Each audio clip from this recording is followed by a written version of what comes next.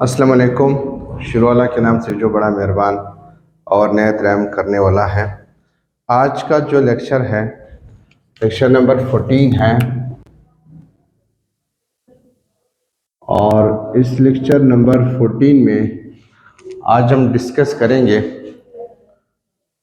सी क्या है और दुनिया के बड़े बड़े सी कौन कौन से हैं, और साथ साथ में हम लेक्स भी डिस्कस करेंगे और कुछ इंपॉर्टेंट सीज है उसको भी डिस्कस करेंगे। तो पहला हम जाते हैं, आज ये चीज़ हमें पता होना चाहिए कि ये हमारे पास इक्वेटर है। जो इक्वेटोरियल रीजन है उस पर रोशनी की शिद्दत सबसे ज़्यादा होती है, क्योंकि यहाँ पे सोलर इंसुलेशन जो है, ये सोलर इंसुलेशन इक्वेटोरियल रीजन पर डायरेक्ट पड़ती है। इक्वेटोरियल रीजन को हम पहले भी डिस्कस कर चुके हैं कि चूंकि ये एक तो ये सन के नज़दीक है, दूसरा यहाँ सूरज की रोशनी जो है वो डायरेक्ट पड़ रही है और यहाँ पे जो सूरज की रोशनी ये इंक्लाइंड पड़ रही है। इस वजह से यहाँ पे सर्दी है और यहाँ पे गर्मी है। जब इक्वेटोरियल रीजन पर गर्मी ज़्यादा होती है तो यहाँ पे मॉलिक्यूल्स की जो साइज होता है, जो डिस्टेंस होता है वो ज़्यादा हो जाता है as compare to the polar region. Polar region में मॉलिक्यूल्स क्लोज होते हैं, जबकि इक्वेटोरियल रीजन पर मॉलिक्यूल्स एक्सपेंड हो जाते हैं, एक दूसरे से दूर चले जाते हैं। दूर जाने के बाद पानी का जो लेवल होता है वो राइज होता है। जब पानी का लेवल राइज हो जाता है तो यहाँ पे सी लेवल राइज होता है as compare to the polar region. Equatorial region पर पानी का जो लेवल है वो राइज होता है। ये लेवल किस हद तक, कितने डिग्री तक? ट्रॉपिक ऑफ कैंसर से ट्रॉपिक ऑफ कैंसर और ट्रॉपिक ऑफ कैप्रिकॉर्न के बीच में ये जो लेवल होता है ये राइज होता है। ट्रॉपिक ऑफ कैप्रिकॉर्न क्या होता है कि पानी का जो लेवल राइज होता है तो पानी की जो मूवमेंट है वो स्टार्ट हो जाती है टुवर्ड द वेस्ट। ईस्ट से वेस्ट की तरफ पानी का फ्लो शुरू होती है। इसकी वजह होती है कि चूंकि ज़मीन इस तरह मूवमेंट कर रही है, इसलिए हवाएं इस तरफ चलेंगे तो पानी की फ्लो भी इसी तरफ होगी। इसको कहते हैं इक्वेटोरियल करंट। इन पानी की रिवर्स को जो समंदर के अंदर बहते हैं इनको कहते हैं इक्वेटोरियल करंट। चूंकि ये अटलांटिक ओशन में, इसलिए इसको कहते हैं अटलांटिक करंट। इक्वेटोरियल रीजन पर है Atlantic equatorial current, north side पर है तो नॉर्थ अटलांटिक इक्वेटोरियल करंट। ठीक है, नॉर्थ अटलांटिक इक्वेटोरियल करंट। ये इक्वेटोरियल करंट, ये पानी का जो रिवर है समंदर के अंदर फ्लो करता है, जिस मुकाम तक पहुंचता है फिर हम उसको वही नाम देते हैं। ये गल्फ ऑफ मेक्सिको पहुंचता है, इसको फिर हम नाम देते हैं गल्फ स्ट्रीम। गल्फ स्ट्रीम एक वर्म करंट है क्योंकि ये इक्वेटोरियल रीजन से फ्लो करता है। इधर भी इक्वेटोरियल रीजन से फ्लो करेगा, यूं जाएगा, ये करंट फ्लो करते करते करते यहां से गुजर जाएगा। यहां पे चूंकि समंदर फ्रोजन है, इसलिए क्या होगा, वो समंदर के तह से होते हुए यूं आएगा। समंदर की तह से होते हुए ये क्या करेगा, यहां से प्लैंकटन इकट्ठा करेगा, sea food for fishes. Plankton जो है वो सी फूड फॉर फिशेस है, इसको इकट्ठा करेगा। इसको इकट्ठा करने के बाद इस मुकाम पर इसको पहुंचा देगा। जब वो इस मुकाम पर इसको पहुंचाता है तो यहाँ पे पूरी ओशन के फिशेस यहाँ इकट्ठे हो जाते हैं, इनको समुद्री खुराक यहाँ मिलता है और ये बन जाता है फिशिंग ग्राउंड्स। क्या बनता है? Fishing grounds. ये फिशिंग ग्राउंड्स, और यहाँ पे एक सिचुएशन भी मॉडरेट है तो इसलिए भी ये फिशिंग ग्राउंड बनते हैं। फिर ये पानी फ्लो करता है, यू आता है, अपना जो सर्कल है उसको पूरा करता है। यानी ये जो स्टैटिक बॉडी ऑफ वाटर है इसको कहते हैं सी, इनसाइड द ओशन। जहां स्टैटिक बॉडी ऑफ वाटर होती है ओशन के अंदर, उसको हम क्या कहते हैं? सी कहते हैं। तो सी जो है एक स्टैटिक बॉडी ऑफ वाटर है इनसाइड द ओशन। ये हो सकता है ओशन के साथ अटैच भी हो, लैंड एरिया भी, बीच में पानी स्टैटिक को, उसको हम कहते हैं सी। दुनिया की सबसे बड़ी सी जो है वो हमारे पास फिलिपाइन सी है, पैसिफिक ओशन में है, फिलिपाइंस सी। दूसरे नंबर पर ये हमारे पास कैरिबियन सी है, ये दूसरे नंबर पर है। तीसरे नंबर पर हमारे पास मेडिटेरेनियन सी है, ये दुनिया की तीसरी बड़ी सी है।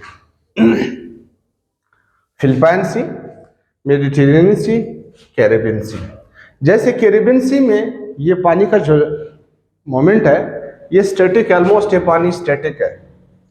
इसके ऊपर इस तरह इस सी को कहते हैं सरगोसा सी, सरगोसा सी कहते हैं।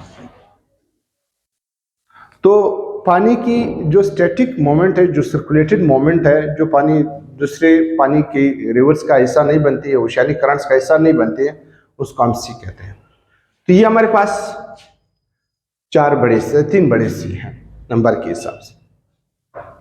अब कुछ हमारे पास ऐसे सीज पाए जाते हैं जो कलर के नाम पर है। एक हमारे पास है येलो सी, दूसरा हमारे पास है रेड सी, चौथा हमारे पास है ब्लैक सी, पांचवा हमारे पास है, सॉरी 1 2 3, और एक है हमारे पास है डेड सी।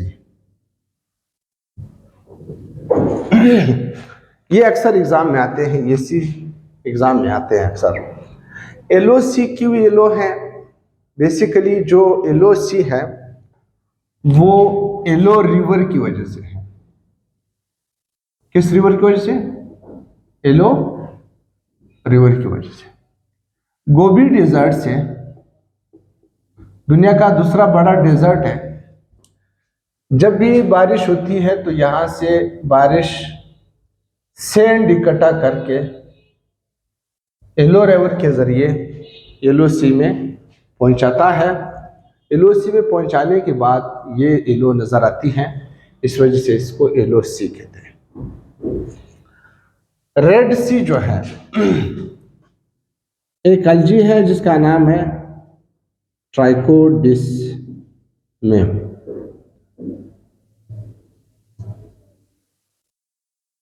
ये अलजाई जब मर जाती है तो इसका कलर रेड हो जाती है। कलर रेड होने के बाद ये जो सी है ये रेड नजर आती है, इसलिए हम इसको रेड सी कहते हैं। येलो सी सैंड की वजह से, गोबी डेजर्ट येलो रिवर्स के जरिए सैंड लाती है, इसलिए येलो है।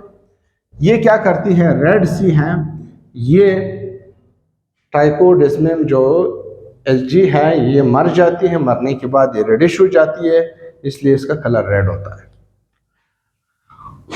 ब्लैक सी, ब्लैक सी का कलर ब्लैक इसलिए है, इसके बहुत सारे रीजन हैं। एक तो यहाँ पे हाइड्रोजन सल्फाइड है, हाइड्रोजन सल्फाइड है। जो कोई भी चीज, पौधे, ट्रीज या वुड या कश्ती की मतलब पार्ट्स इसके साथ टच हो जाते हैं तो ये इसको ब्लैक कलर चढ़ा देता है। इस वजह से जड़ी बूटियों को भी ब्लैक कलर चढ़ाया गया हाइड्रोजन सल्फाइड ने, इस वजह से ये ब्लैक नजर आती है। एक दूसरा रीजन ये है कि चूंकि ये हमारे पास हमने पढ़ा था अबनायों में, अबनाए जो बास्पोरस है वो दुनिया का तंगतरीन अबनाए हैं, स्टेट है, इसलिए पानी का आना जाना बहुत कम है। इस वजह से पानी स्टैटिक होते हैं, जिसकी वजह से ये ब्लैक नजर आती है। यूरोप के राइवर्स भी यहाँ पे फ्लो करते हैं, डिनोब एंड वुल्गा, तो वो भी मतलब ड्रेनेज सिस्टम है, वो भी पानी उठा के सेवरेज पानी उठा के या फेंकते हैं, इसकी वजह से भी ये ब्लैक नज़र आती है। ट्रीज का भी कुछ लोग कहते हैं कि ट्रीज की शेडो की वजह से भी ये ब्लैक नज़र आती है। इसके बाद हमारे पास व्हाइट सी। व्हाइट सी हमारे पास व्हाइट इसलिए है कि यहाँ पे हमारे पास जो आइसबर्ग है, जो समंदर में आइसबर्ग है, छोटे छोटे आइसबर्ग है, ये समंदर के सरफेस पर फ्लोट करते हुए नज़र आते हैं और इसकी वजह से समंदर वाइट नज़र आता है, इसलिए हम इसको वाइट सी कहते हैं। अब हम आते हैं डेड सी पर। डेड सी का नाम आप लोगों ने सुना होगा कि डेड सी क्यों कहते हैं? क्योंकि डेड सी की जो सैलिनिटी है वो ओशियानिक वाटर से 9 गुना ज़्यादा है।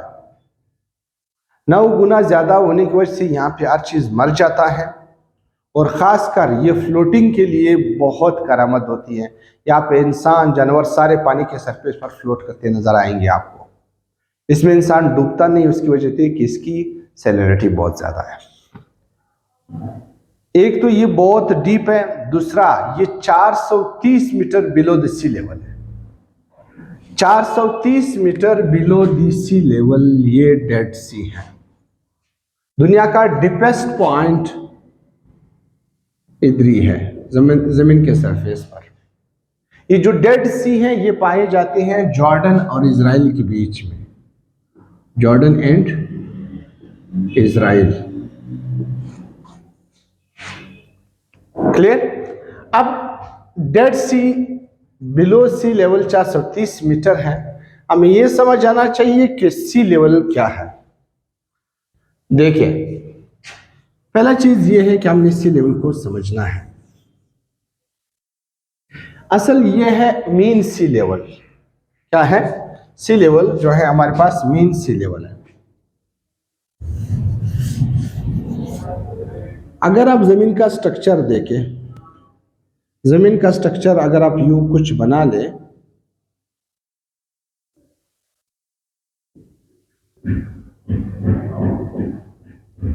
ये जमीन का स्ट्रक्चर है।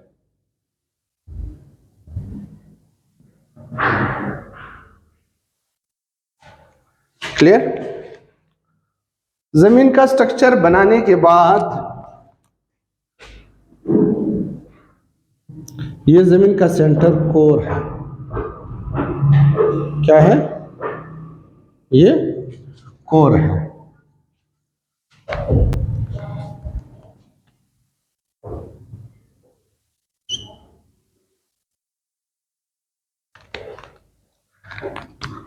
अब अगर आप देखें, अगर आप जमीन के सेंटर में पहुंच जाएं, जमीन के सेंटर में आप पहुंच जाएं,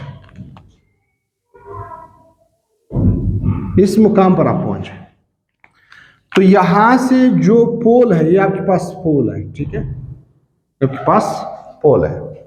जो पोल है, पोल का जो डिस्टेंस है, यानी जमीन के सेंटर में आप पहुंच जाए, ऊपर की तरफ जो डिस्टेंस है, नीचे की तरफ जो डिस्टेंस, ये 6353 किलोमीटर है।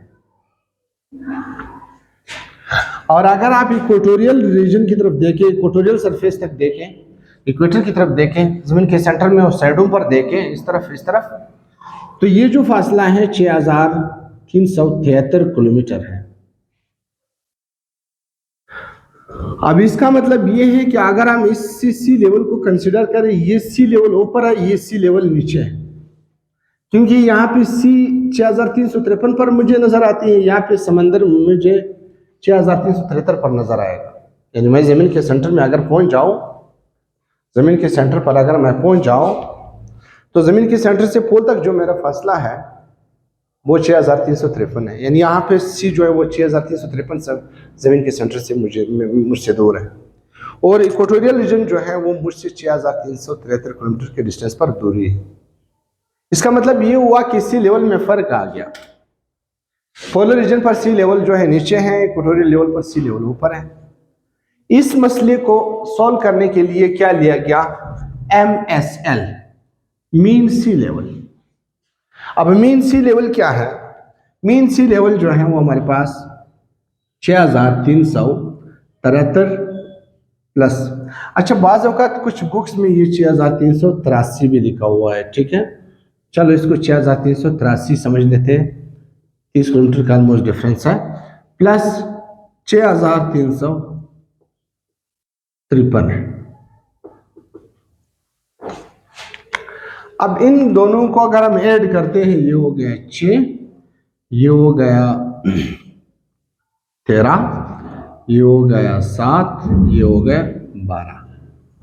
लेकिन इक्वेटोरियल डायमीटर जो है वो 12,756 है, इधर 12,736 आ रहा है। खैर कोई बात नहीं है, इसको 2 पे डिवाइड करें। 2 6 12, 2 3 6, 2 1 2, 2 3 6, 2 6 12, 2 3 6, 2 6 12, अगेन 2 8 16। यानी इसका मतलब है मीन सी लेवल जो है 6368 है। इसका मतलब ये हुआ कि अब हमने इस सी लेवल को ऊपर किया, इस सी लेवल को थोड़ा सा नीचे किया। इक्वेटोरियल रीजन पर हमने सी लेवल को क्या किया? थोड़ा सा नीचे किया।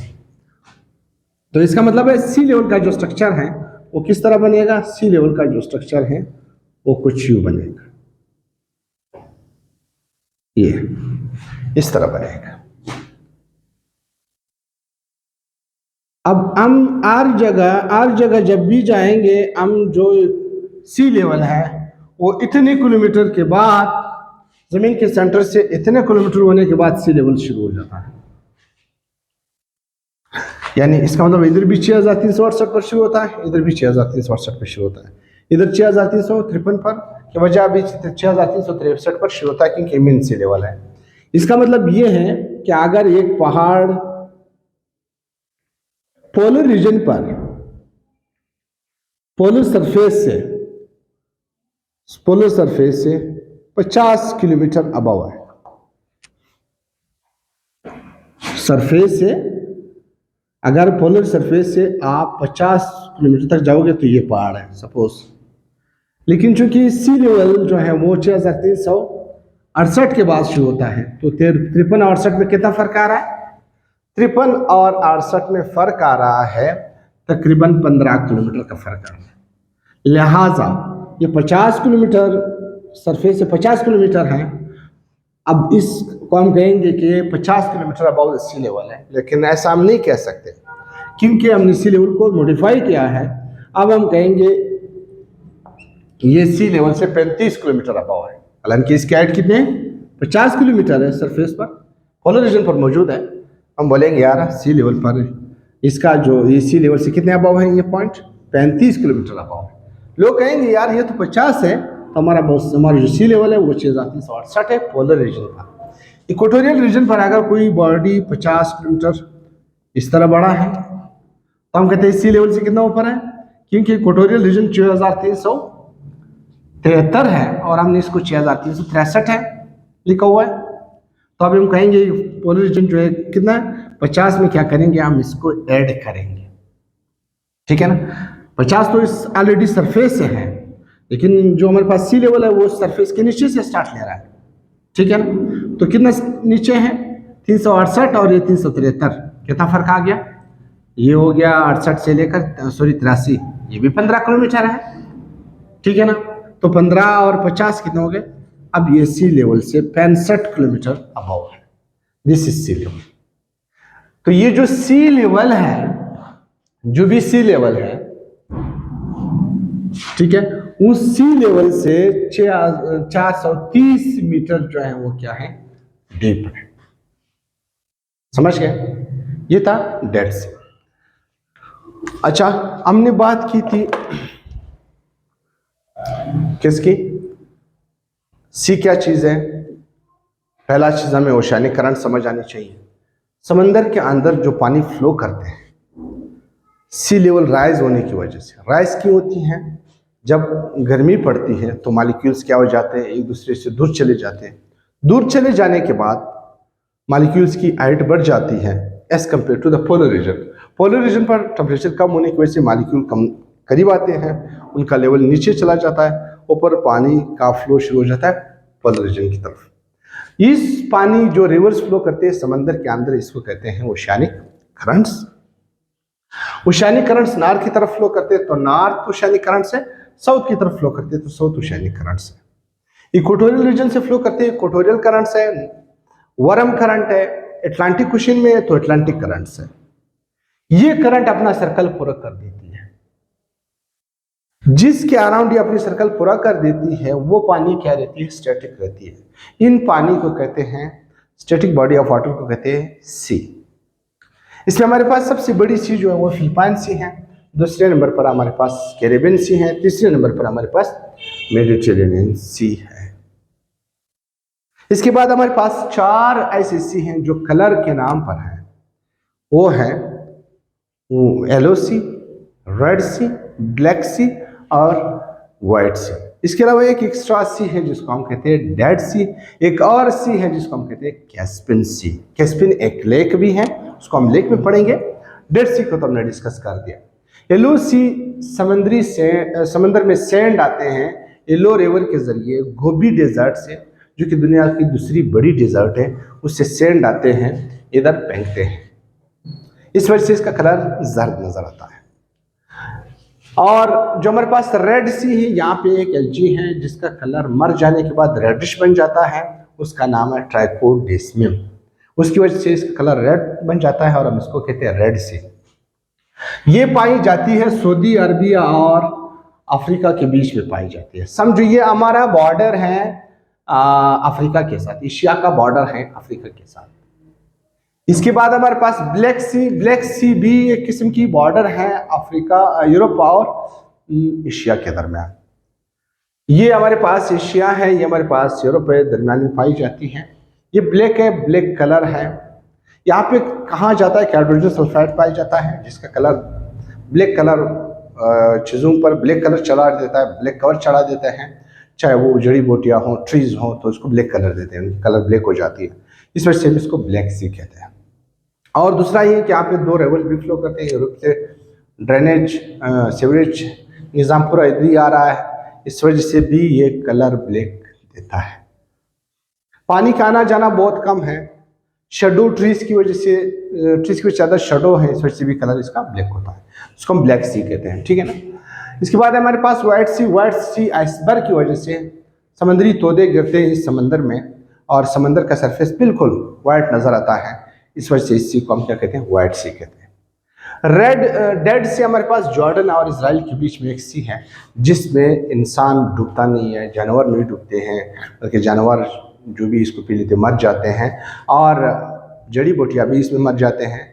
इसकी ज़्यादा सैलिनिटी की वजह से ये ओशियानिक वाटर से 9 गुना ज़्यादा साल्टिश है। इस साल्टिश होने की वजह से इसको हम डेड सी कहते हैं।